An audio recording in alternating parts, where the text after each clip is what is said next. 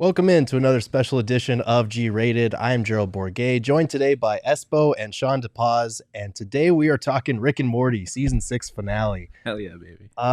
I've been excited about this one, and this is a show that I feel like a lot of people kind of fell off the bandwagon like last season, but I really felt like this season was a huge bounce back for the show. Just your guys' general thoughts on the season finale. Yeah, I mean, I definitely think it was a bounce back. It kind of harkened back to those, first 2-3 seasons that really made you fall in love with this show. There was no big moment in this season necessarily, but I felt like at the core of it, it went back to what Rick and Morty was always kind of about.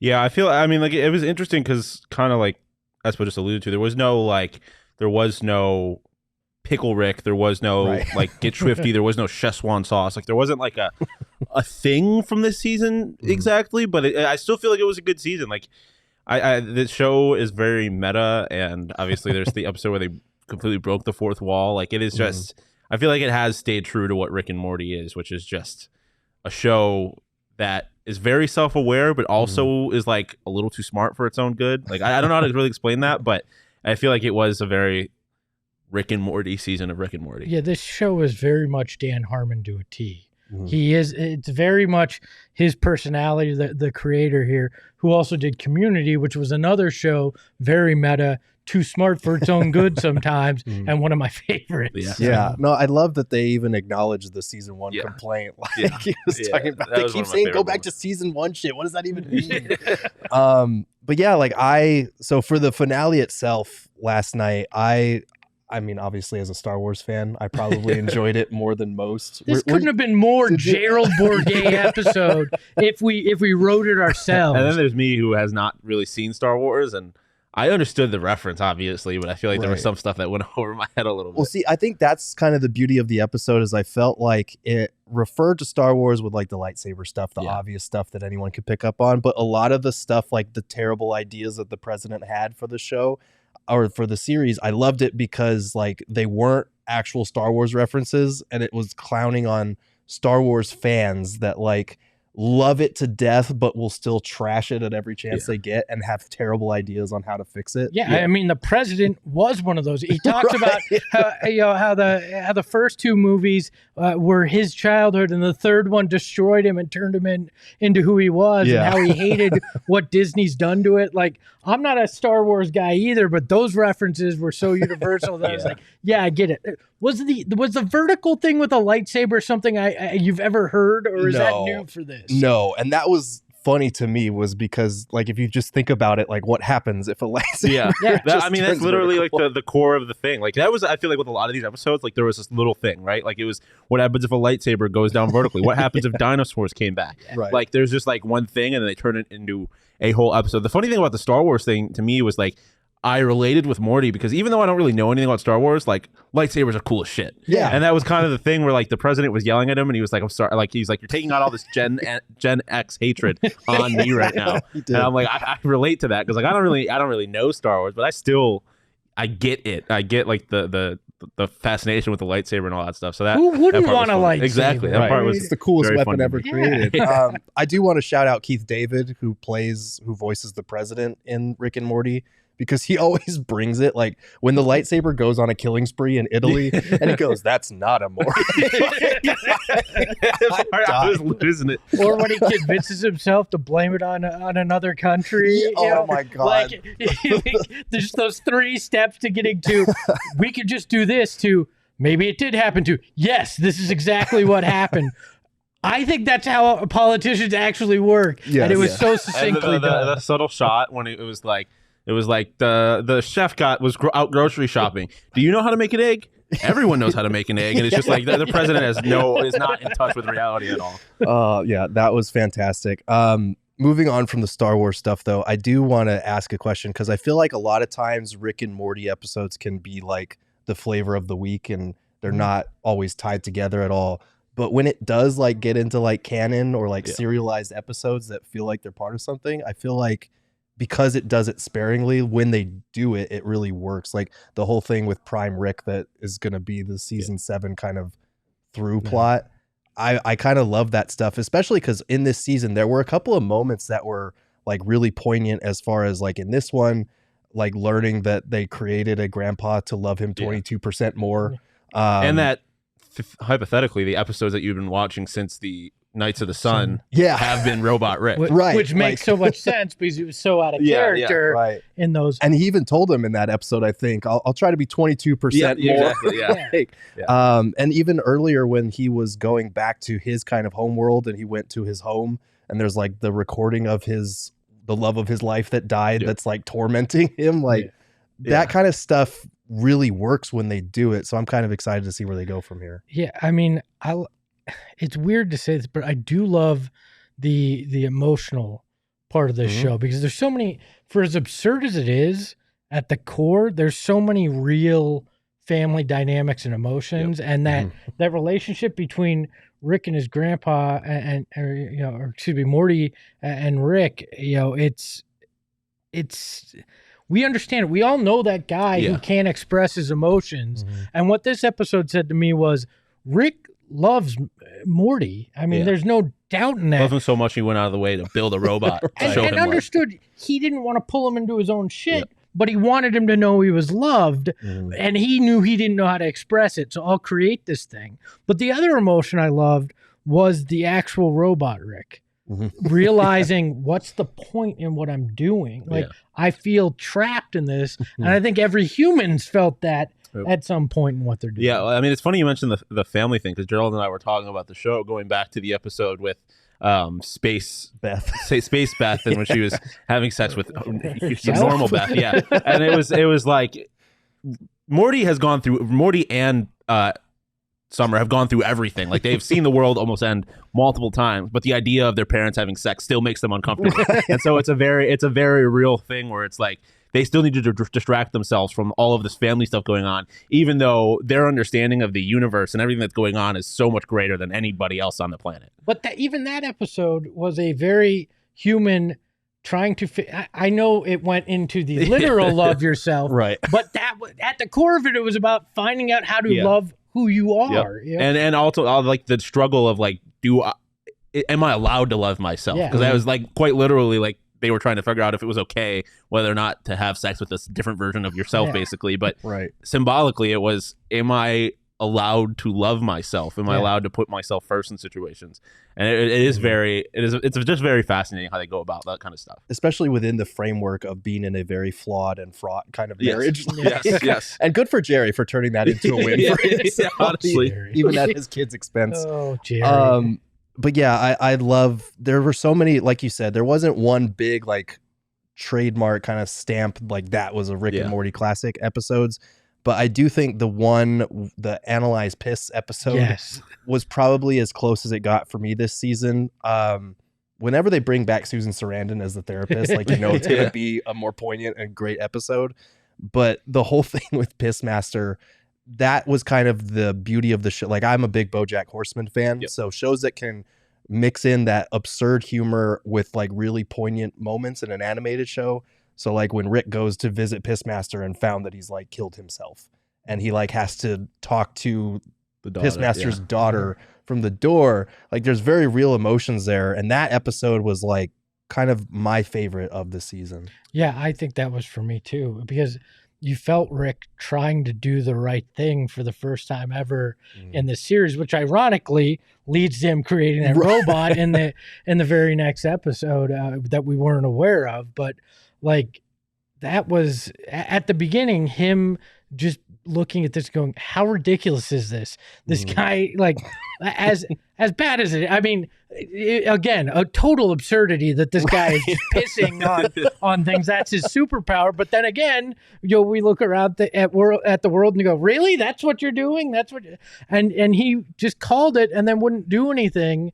And then, of course, that leads to the whole Jerry storyline too, which is hilarious in all that. Like, this show just does a masterful way of taking the most absurd premises and tying in so many things. And I think that episode was very, very well done. It was that to a T, because like only that show can mix in a villain like talking about golden showers like with the daughter and then have a really poignant moment like 15 minutes later. And some of the villains that they were throwing out there were hilarious. Oh, the one green bean one or whatever. Yeah, that shit was ridiculous. Well, but then again, it was a commentary on Marvel too, because he Yes, obviously was Iron Man. In They keep taking shots. Like that was the thing that stuck out to me about that finale was this this unmasked shots they were taking at Disney and Marvel and just the whole Star Wars thing. That was fascinating. But I think the interesting thing that we not really learn about Rick, keep seeing with Rick, is that like his whole thing is like, I am untouchable, I'm the most powerful person in the universe, and then you kind of keep realizing that he is not really any of those things. Like the dinosaurs come down and they have no use for Rick and his earthly knowledge. Like they are so far beyond him, and then he's not even the most powerful version of himself. Like his whole now motive is him trying to hunt a different version of Rick, like of hunting Prime Rick. So, and like he clearly loves, like he clearly has a heart, even though as hard as he tries to show that he doesn't. So it's very interesting, all the kind of journeys the characters take in this season. I mean, Rick is flawed. Like you can feel the emotion. Like you bring up Susan Sarandon's character as the therapist. She cut to the core of it in this season, and it comes down to this guy is so hurt by the loss of his wife in a different dimension that he doesn't want to let anybody get close. Like that's what it is. That's the whole premise of this, hid behind, hey, they look like they're the guys from Back to the Future in this perverse landscape. So. Right. And that's why I love when it does get back to kind of the through line that we've seen for so many I think season 3 was when they first introduced this backstory, and you weren't sure if it was the real backstory as far as losing his wife. And now 3 seasons later, he's still chasing this one guy that ruined his life. It's sad in a way, because you get these distraction episodes where it's just a one-off, and then when it does come back to it, you're like, oh shit, like all of this behavior we've been seeing in these random episodes all kind of ties in. What's fascinating to me throughout this season too is that you kind of learn that with each character they would probably be better off without everyone else. Like you look at Jerry, when he loses everybody, he turns into like a person, like a man who takes care of himself. You look at like Night Family, everyone is kind of subdued, and then Summer just becomes in charge of the whole Night Family. I mean, you obviously see it with Space Beth, like, and then I guess Prime Rick. Like they all they all go to a different place once their family is kind of out of the way. So it's very interesting how how the family is like part of who they are, but also is holding them back from, I guess, being who they could be.